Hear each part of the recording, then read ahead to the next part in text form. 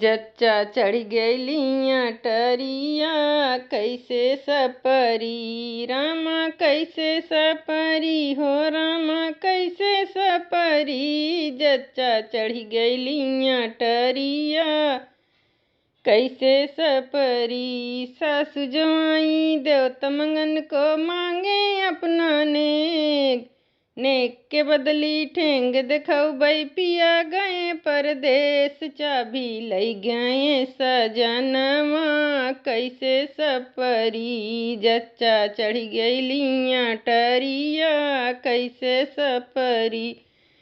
जेठनी जवाई चुपरी पुअन को मांगे अपना नेक। जेठनी जवाई चुपरी पवन को मांगे अपना नेक के बदले ठेंग देखऊ बे पिया गए परदेश। चाबी लई गए सजनवा कैसे सपरी। जच्चा चढ़ गइलिया टरिया कैसे सपरी। ननदी जवाई कजला लगन को मांगे अपना नेक। ननदी जवाई कजला लगन को मांगे अपना नेक के बदली ठेंग देखऊ बई पिया गए परदेश। चाबी लई गए सजनवा कैसे सपरी। चाबी लई गए सजनवा कैसे सपरी। जच्चा चढ़ गइलिया टरिया कैसे सपरी।